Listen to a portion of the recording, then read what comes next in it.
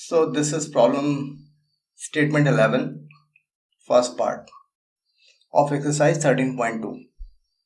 इसे हमें डेरिवेटिव इसका निकालना है dy by dx. तो y is sin x cos x. So derivative of this function y dash यानी dy by dx. तो यहाँ multiplication of two different functions हैं, उसी का हमें डेरिवेटिव निकालना है. तो ठीक है, sin x and d by dx cos x plus cos x d by dx sin x. ठीक है. तो dy by dx sin x minus sin x plus cos x cos x. ठीक है. तो cos square x minus sin square x. तो इसे cos 2 theta भी cos 2x कह सकते हैं.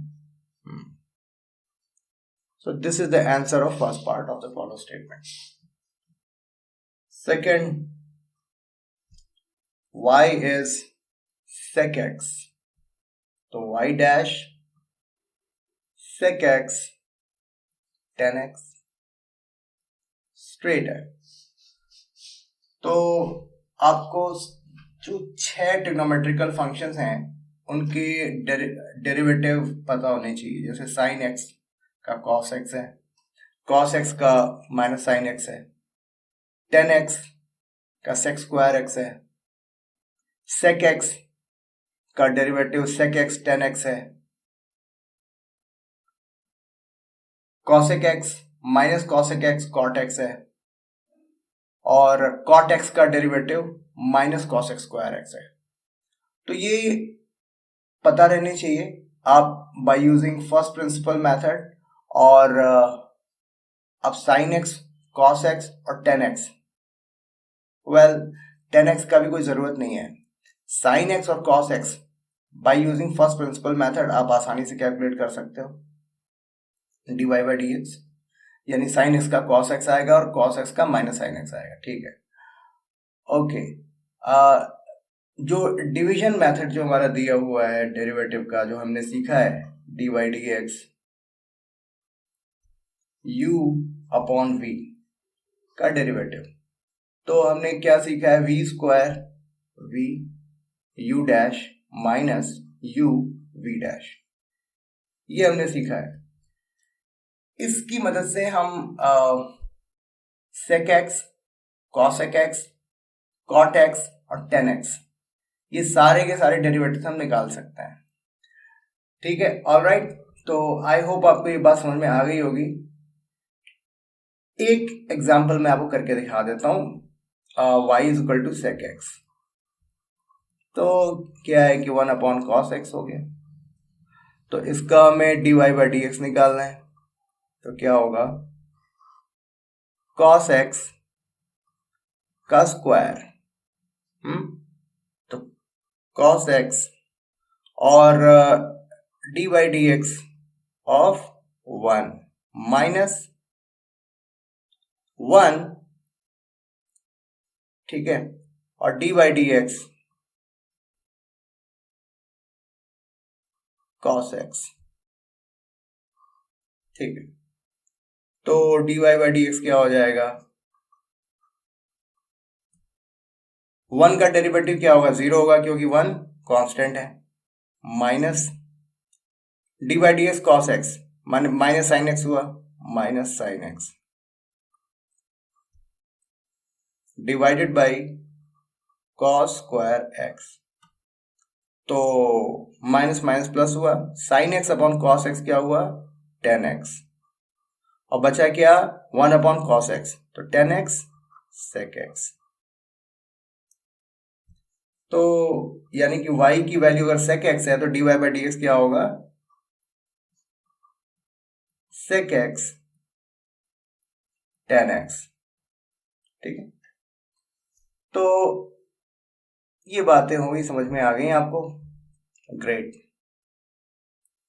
5 sec x plus 4 cos x, इसको करते हैं तो dy बाई डी एक्स क्या हो जाएगा, 5 times sec x tan x और 4 टाइम्स माइनस sin x। तो dy by D x 5 sec x tan x minus 4 times sin x। ठीक है, गुड। सो फोर्थ पार्ट के बारे में बात कर लेते हैं। अगर y की वैल्यू जो है cosec x है तो y dash means dy by D x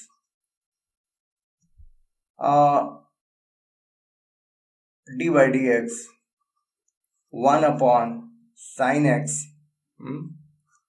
तो आप करके देखना जैसा मैंने आपको करके दिखाया है, ये sec x का, उसी तरीके से आप करके देखना। Minus cosec x cot x result आएगा। और ये डिटेल्स आपको, ये जो रिजल्ट्स है वो आपको याद रहने चाहिए। ठीक है, फिफ्थ, y की वैल्यू है 3 times cot x plus 5 cosec x। तो y डैश यानी dy by D x minus 3 times cosec square x minus 5 cosec x cot x। ठीक है, minus cosec x cot x। तो अब चाहो तो cosec x कॉमन ले सकते हो, माइनस कॉमन ले सकते हो, बट दैट्स ओके। ये भी जो हमने रिजल्ट दिया हुआ है वो सिंप्लीफाइड फॉर्म में है। 6-1 ये हो गया। अब इसके बारे में बात करते हैं। y is 5 sin x minus 6 cos x plus 7। तो y डैश यानी dy बाई डी एक्स जो है 5 times cos x minus 6 minus sin x और D by D x of 7 0 आ जाएगा। तो dy बाई डी एक्स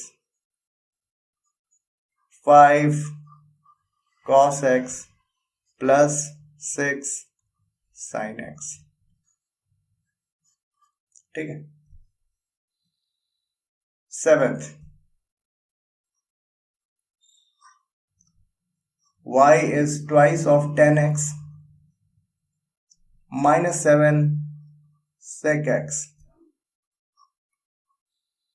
तो twice of sec square x minus 7 sec x tan x। ठीक है, great. तो question number 11 हमने कंप्लीट कर लिया, सारे पार्ट्स हमने कंप्लीट कर लिए। आई होप ये एक्सप्लेनेशन आपको समझ में आया होगा। सारे क्वेश्चन सिंपल ही थे, ज्यादा कुछ नहीं था। तो ये बेसिक्स हैं। अगर आपने ये सब डेरिवेटिव्स ठीक से करना आ गया है तो आगे जो डिफिकल्ट क्वेश्चंस होंगे वो भी आप आसानी से कर लोगे। ठीक है, so thank you very much.